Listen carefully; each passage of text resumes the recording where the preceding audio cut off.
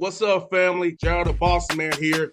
You're tuned into the Bossman Show on AM 1010, AM 1430, 1055 The King. Let the King out at 105theking.com and the Bossman Show at bossmanshow.com. Hit me up on Instagram, The Bossman Show, Twitter at Bossman Show, and Facebook, Bossman Show. It's the Bossman on your radio. Listen to the Bossman Show with your host, JR, Saturdays at 9 a.m. right here on AM 1010, The King. What's up, good people? Bet Online is your number one source for all your betting needs. The latest odds, lines, and matchup reports for baseball, boxing, golf, and more. Bet Online continues to be the fastest and easiest way to place your wagers, including live betting and your favorite casino and card games available to play right from your phone. Head to the website or use your mobile device to sign up today and get in on the action. Remember to use your promo code BELIEVE, B-L-E-A-V, for your 50% welcome bonus on your first deposit. Bet Online, where the game starts. BS3 Network, changing the way you watch TV. Yes, BS3 Network, changing the way you watch TV, covering content and hot topics from A to Z, sports, music, society and culture, movie reviews, you name it, we have it. Check it out on bs3network.com or check us out on Roku, BS3 TV on Roku, as well as check out your favorite podcast on all podcast platforms or Spreaker.com/BS3 Network. You are now tuned to BS3 Network.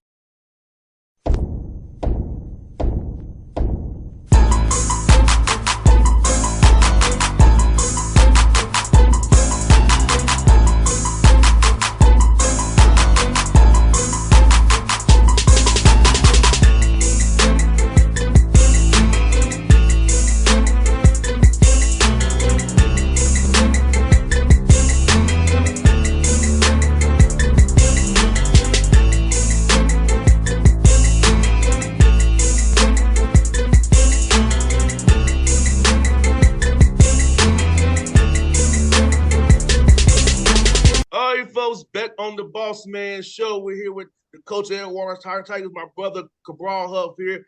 I finished up his first year there at Edward Waters, made a good run in the SIAC tournament. Brother Huff, man, how you doing, my brother? How's things down in Duval County, man?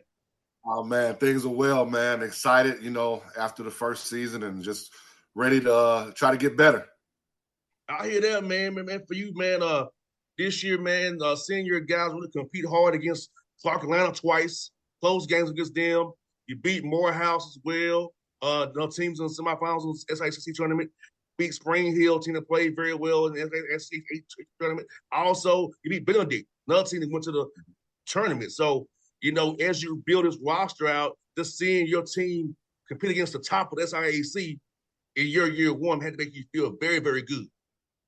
It did, man. We felt our team really left it on the line every game, man, every time we stepped onto the floor.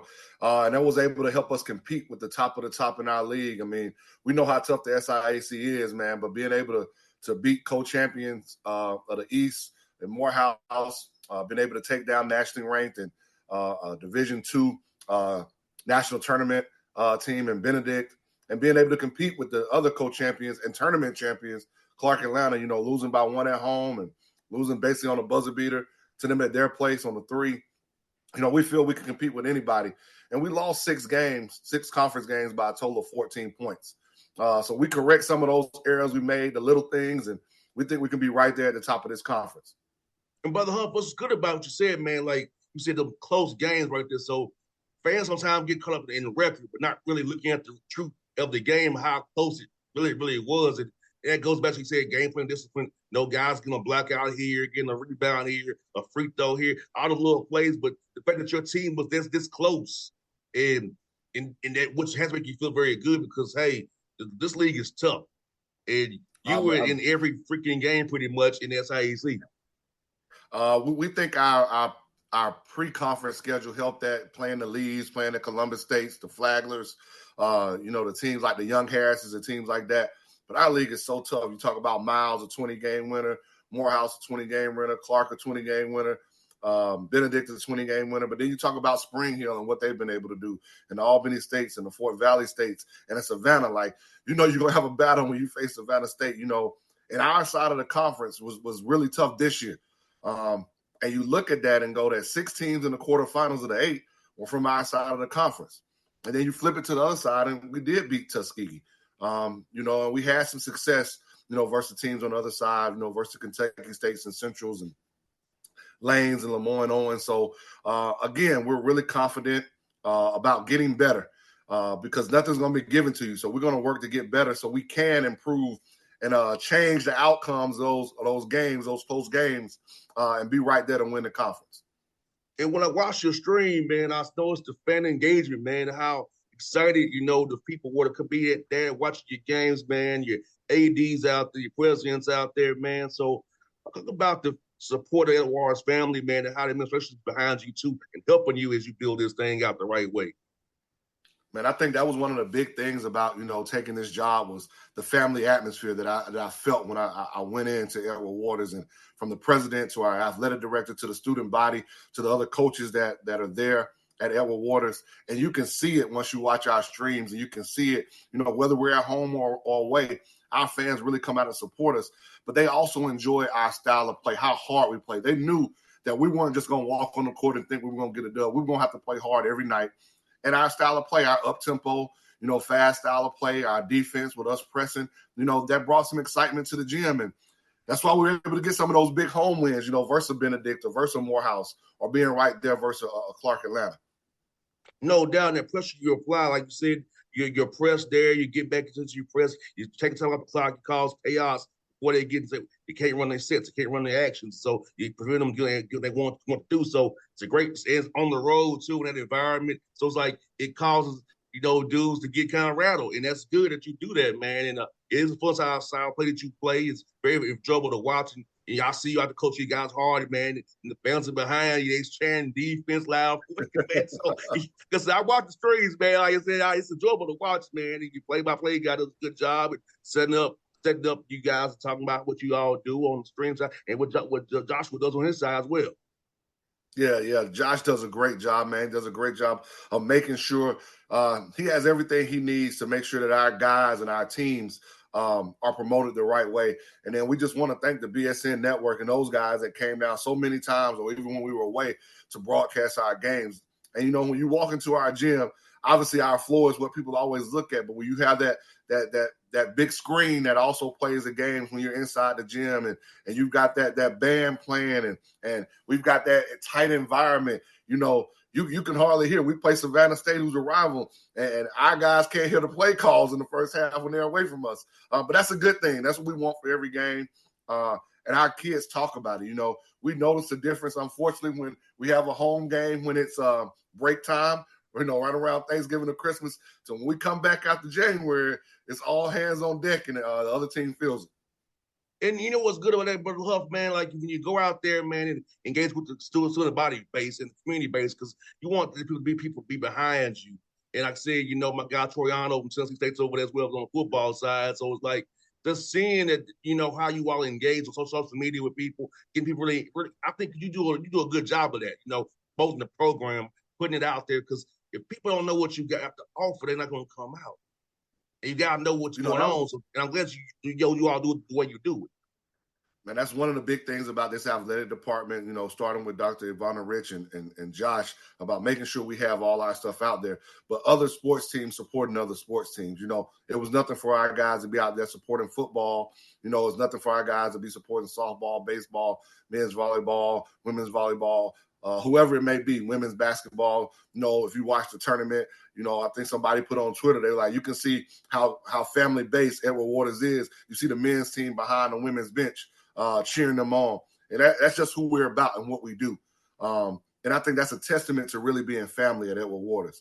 Like, we want every team, everybody here to be successful. And our student body feels that. And so we want to make sure it's out on social media so our community can feel that. Like we're nestled inside the community here in Jacksonville, in the Newtown community. So we want them to be out at our games. And that's why, when I was able to get the job, I want to make sure people understood we are Duval.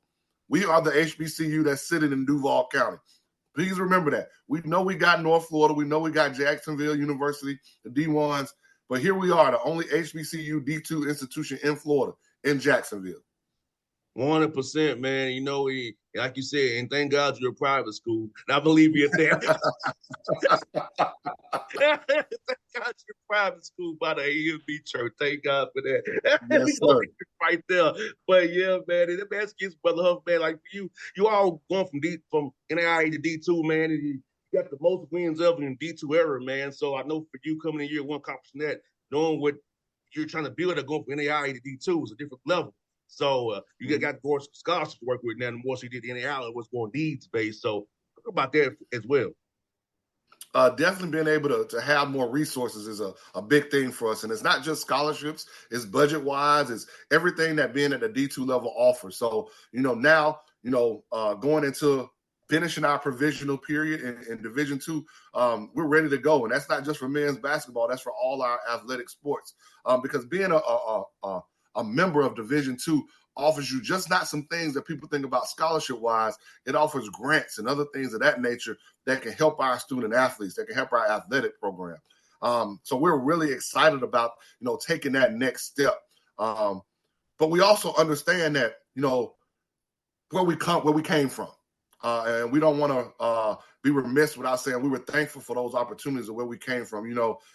Even at my time at Voorhees, you understand, those battles when you had the Claflins and the Allens and the Voorhees and the Edward Waters all in the same NAIA conferences, it made some battles to go on, man, and it created some rivalries that still exist. When you talk about us playing Allen now, even in the SIAC, or if you get a chance to play Claflin as we did in the scrimmage this year. So those things are really important. 100%, man. It's good to see HBCU growing exponentially. Not how we're glad that Grambling won that game and put it on that. HBCU basketball is something for real. It's something taken seriously, not just a charity case. And I'm glad Dante Jackson and his Grambling State team did what they did and competed with Purdue for a while till the size killed them. Right. That's with Zach Edey. But just even Ken Blakeney's team, 3 away from tying the game. So if you see what's going on in Stan Waterman's team at Delaware State this year, an improvement. So if you see HBCU basketball, it is legit basketball. And folks take it more seriously, not just look at it just, that is black dudes playing ball. Man, they're great coaches at all these levels of HBCU basketball. You saw Langston, play for the national title in NAIA the other night. You watch what Deontay Jackson did at Grambling. He used to be the head coach at Stillman. So understanding the levels of this thing and how we're able to move up. You see what Rob Jones is doing at Norfolk State. You see what Coach Reed is doing with the women's team at Jackson State. We can go on and on about these teams, Dawn Brown and what she's doing at Arkansas Pine Bluff. We can go on and on about what these men and women are doing at HBCUs and the success we can have. And if other people will start seeing what we see, what we know, Bossman, of what's going on about the family atmospheres at the HBCU, about the community engagement, about that raucous environment you go to when you go to a rivalry game or a home game. Ever been to a Hampton Howard game or ever been to a Central State Wilberforce game? Those rivalries, Morehouse Clark game, those rivalries are something serious. So when people can understand that and understand the legacy that goes on at HBCUs and why it matters so much, I think you would get a lot more enjoyment and a lot more understanding of why we should be sending student athletes to HBCUs and not overlooking them. No doubt, Brother Huff. I'll tell you, man, going to Clark is like a whole nother. I know it's a small gymnasium, but it be rocking. Going going over there to see different teams play, man, when I go on some free time on my time, it's like, or when they play Morehouse, they pack up Morehouse Gym with 6,000 people at Forbes Arena. It's really another Clark home game when they play Morehouse. Right. It's crazy, but it's those rivalries. Now, Tennessee State, only time I got to experience when we played Fisk, first game of the year. But it ain't the same. But it's just Fisk people to come out into the gym. It ain't the same. But it was Fisk that one time, but in November, so I got to see a little bit of it. But like being OVC, you don't really get to enjoy it the way you all do. That's IAC or the FIAC or the SWAC or CIAA, and then I level JAC now. It's like, but yeah, it's the environment's one of a kind, man. And we've got to big up what they're doing, what Dr. Kiki Barnes is doing, creating the HBCU conference in NAIA. Like, those are tremendous big things that are going on. And I don't think people understand how extremely talented, our league, the SIAC or the CIAA is in Division II, or, how talented those teams are in the SWAC and the MEAC, who have to go play those guaranteed money games before they get in the conference, which sometimes skews their record, and they don't realize how good those teams are. You look at a Howard and how good Howard has been the last 2 years to win, that conference tournament. So those things really matter, And for me, I hated that Jackson State women had to go face UConn in the first round. Like, I didn't think that was a good seeding that the NCAA did on the women's side. But, once people continue to watch, and just don't watch until they get, the teams that just make the tournament. Like, watch before then. Watch how we are trying to build these things. Watch these coaches mold these young men and women, and you can see something special going on. No doubt, like you said, a great point. The first half of the year is trying to raise money for your program in those conferences, man. You're on the road almost the whole month. You only get a random home game here or there, if you get that. So it's like, so yes, and for Dante Jackson to be 21 and whoever they were, like, to get 21 wins on you, go on the road for the first half of the year, which talk about what he did in the SWAC and then doing what in the tournament. And so, like, folks understand it's levels to this. Yes, correct. Like the same things that he's having to do, or you're having to do at a HBCU Division I, or even let's say in the SIAC or the CIAA, the same teams are having to do that in some other conferences that we don't talk about in the PWIs. But we don't mention those teams that have to go out and get those money games. They only think it's the HBCU teams that have to go out and get those money games. No doubt. Hey, right in your backyard, coach. Just has to raise a certain amount of money. So does Coach Mincy. It's just part of the game. They have to go out and raise money too. So a lot of games they play these big schools is for money, but folks don't, like you said, folks don't really understand it until it comes to their front door still. Correct. No, and brother, hey man, you got you guys a 3.31 team GPA, man. Talk about that, man, and really making them student athletes for real. Make sure you do their lesson and get their grades up, because I ain't gonna lie, I wasn't too hot on my grades at Tennessee State. I ain't gonna lie about it. I didn't see a 3.31 ever there, but you guys was a GPA, man. Somebody encourage that for your young men, brother. Man, it really starts with understanding that for our young men, it's about graduating.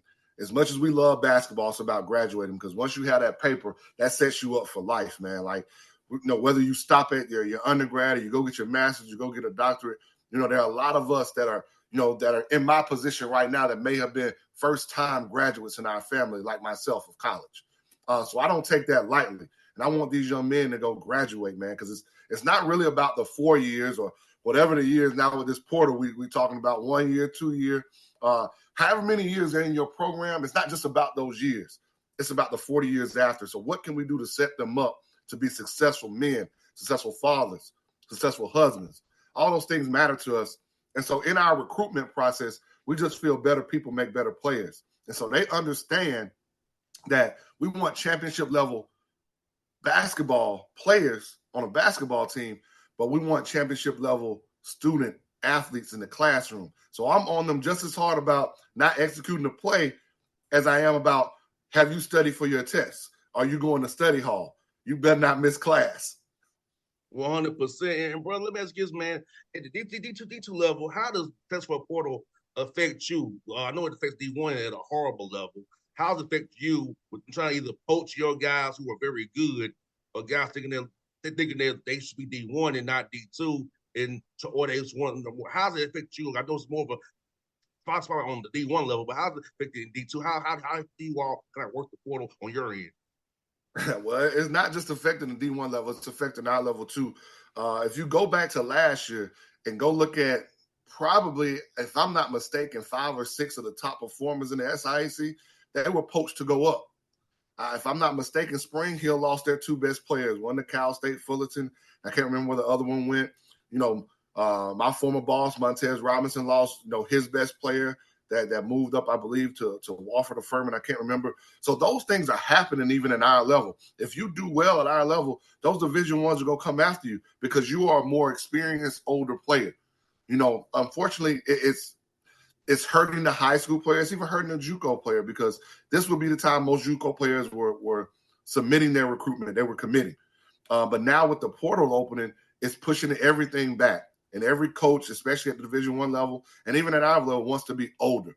We want guys that can make immediate impacts, whether that's a portal kid or a JUCO kid. And so you've got to understand and got to adapt to this new era. And instead of complaining about it, because, there's some things I don't like about it, but I can't change it, right?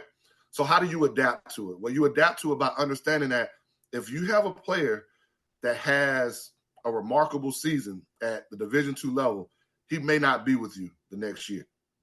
But you understand that you can use that as a plus. As much as you want that player to come back and can help you win, use it as a plus to recruit the next player to say, if you come here and do what you're supposed to do, then somebody will find you, if that's your goal, right? And so that means you have to re-recruit your players every day, your team. And it doesn't mean they're going to stay, but it means you got to re-recruit your players every day. So it's about relationships, man. It's about relationships, whether that means a relationship to your guys or a relationship to guys that maybe you recruited when you were the coach here. Like if I was the coach here at Edward Waters, or maybe I was a coach somewhere else, and they happen to be in the portal. They happen to be JUCO kids. So that thing is trickling down. It affects the Division Ones. It affects the Division Twos. I mean, everybody's goal, unfortunately, whether they think about it or not, is to go Division One. But everybody can't play Division One basketball for whatever reason. There's just too many players. I mean, let's be honest. Every Division II coach can be a Division I coach. I'm not a Division I coach, so we've got to accept where we are right now and do the best we can and where we are and enjoy the process, enjoy the moment. I love where I'm at. Like, I love being at Edward Waters. So I want my players to love where they are. Go where you're celebrated, not where you're tolerated. And that's what we try to tell our guys and our recruits. Hey, you said a word there, Brother Huff. That's how I feel now. In 15 years of my career, like, I ain't about to fight no more. Either you want me there, you don't. I ain't gonna fight with you no more. 15, I was a younger boss. I may want to go fight with you, the Atlanta Falcons, but I ain't gonna do it. They go, hey, look, Atlanta Braves, I don't care no more. I'm cool. I found my lane. NBA, college basketball, I'm cool doing that. It pays well. So look, I'm blessed. But you're right, man. You gotta go where you going. I tolerate. That's why, like, I ain't trying to do that no more. Like, it's whatever to be. The young cats can go try it and learn like I learned. But hey, I'm cool doing what I'm doing right now. Nah, you said a word there, brother. Man, but you know what, man? What's crazy is about this portal thing, man. Like, I see this at the low, mid-major level. Sometimes you a star. You move up to the high major dudes, they pay you right, but you don't play. Guess what you're doing? Cost yourself money overseas because they want to see you play. And if now you're talking. Setting the bench of the high major on average getting 4 minutes a game or whatever, 4 points a game, you could have been at your low mid-major school and balling out, get a hell of a contract on the back end. Just only saw the front end. I thought the big picture on the back. That's typically guys don't see the big picture on the back end, Brother Huff. They see the front end quick game. And that's a great point. And it's not just about the low-level Division Ones. It's even, at our level, Division Two. Like, those guys, if you're trying to go get paid to play, everybody's not going NBA, right? Everybody's not going to the G League. But there are other opportunities to get paid to play this game of basketball, right? Well, the only way to get your foot in the door is that you have to be on the floor. It's just like when we tell high school recruits, like, and they want to go play for every shoe team, AAU team. Well, if you're not playing for that shoe team, then how can we recruit you? we don't know what you can do. Well, the same can be said if you're not playing at wherever, university or college you are, just because it's a high major Division I. Well, you're not going to set yourself up for that team, that agent, whoever it may be, to see you, to say, we want him to even come to a workout or a camp, to even work out, because they say, well, he didn't play, so why are we going to invite him? So now you're hoping and praying that whatever you did, maybe your first or second year, whatever place you came from, still matters. But you're only as good as your last tape, your last film, your last season. If we're really being honest with you. 100%, my brother. But Brother Huff, man, good to have you on the show, man. I'm glad you had a great first year. Hope we get more success to you in year 2. And we'll definitely see you on doing the live period, man. And definitely hope to see you in Atlanta in summertime. Here we can get lunch somewhere and rap about our Atlanta Hawks there. Now, definitely, we got a lot to rap about the Atlanta Hawks now. Yes, sir. Hey, thank you for your time this morning, brother. Be blessed as always, man. I love your posts of your faith, man, online, man. It's good to see you words of wisdom every morning, my brother. You're doing a good job with that, my brother. I want to tell you that as well, man. And man, we all need it. Many times I'm talking to myself, but I'm also understanding that we've got to encourage other people. You never know what goes on in this life or what people are going through. So if I can just be an inspiration to one person, then I think I'm doing my job every day. So I appreciate it. Yes, you are, my brother. Folks, it's Cabral from the Bossman Show, coach of the Warren Tigers down in Duval County. BS3 Network. Changing the way you watch TV. Yes, BS3 Network, changing the way you watch TV, covering content and hot topics from A to Z, sports, music, society and culture, movie reviews, you name it, we have it. Check it out on bs3network.com or check us out on Roku, BS3 TV on Roku, as well as check out your favorite podcast on all podcast platforms or Spreaker.com/BS3 Network. You are now tuned to BS3 Network. What's up, good people? Bet Online is your #1 source for all your betting needs. The latest odds, lines, and matchup reports for baseball, boxing, golf, and more. Bet Online continues to be the fastest and easiest way to place your wagers, including live betting and your favorite casino and card games available to play right from your phone. Head to the website or use your mobile device to sign up today and get in on the action. Remember to use your promo code BELIEVE, BLEAV, for your 50% welcome bonus on your first deposit. Bet Online, where the game starts. What's up, family? Jared the Bossman here. You're tuned into the Bossman Show on AM 1010, AM 1430, 1055 The King.